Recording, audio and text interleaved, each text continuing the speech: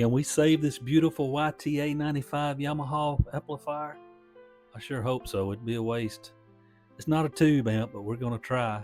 Customer says it keeps blowing a fuse every time he plugs it in or turns it on. So let's get the back of it off and see what's going on.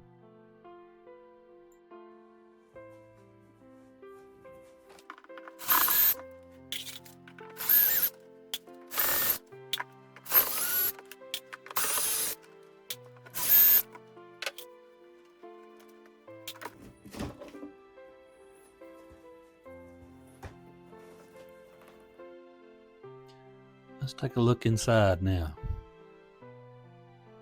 I don't see any rat turds this time. There's a fuse that keeps blowing. Pretty clean to be as old as it is. It's got some huge speakers. But that's why it weighs so much.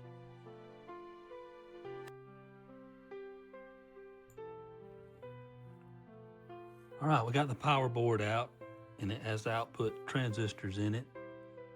And like I said, it was blowing a fuse. So let's see if I can get you in here and show you what's doing it. I'm checking the output transistors going to the speakers from the emitter to base, or emitter to collector. And base. That one's good. Oh, look at there.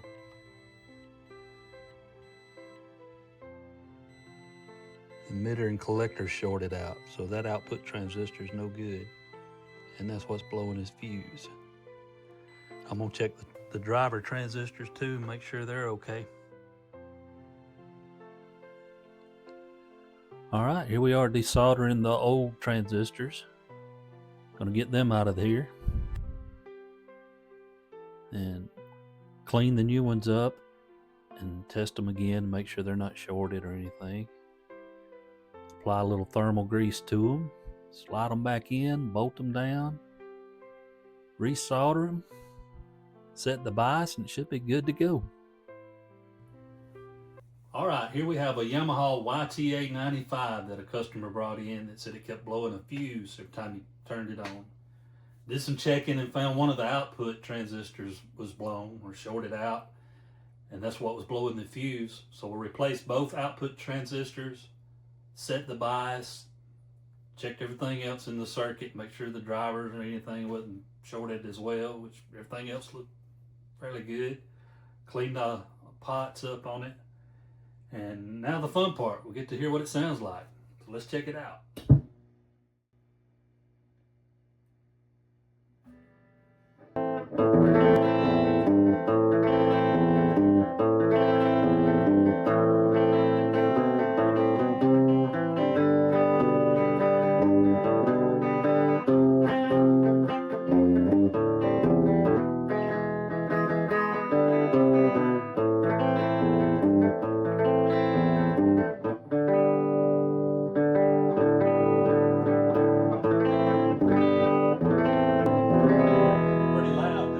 On number 6.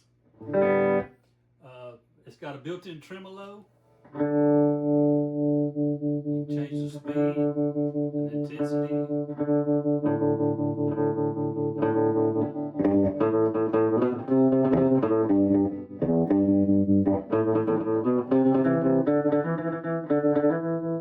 It's pretty cool. And it has a wah-wah.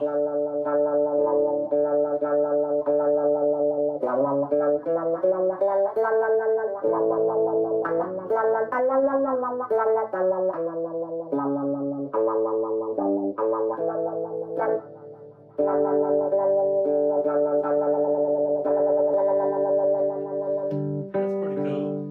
You have a brilliant switch, it kind of makes it brighter.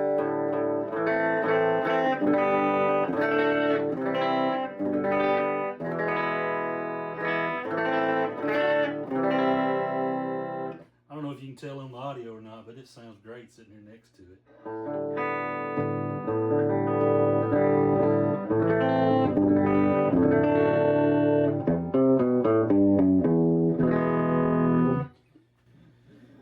So there you have it. If you happen to run across one of these and can get a deal on it, I would pick it up. If you want a clean sounding amp that gets loud, this will do it. It's just a beast though. It weighs, I don't know how much. It's heavy.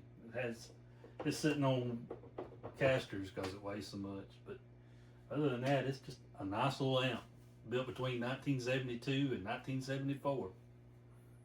All right. Thanks for watching. Stay tuned for more videos of stuff I fix.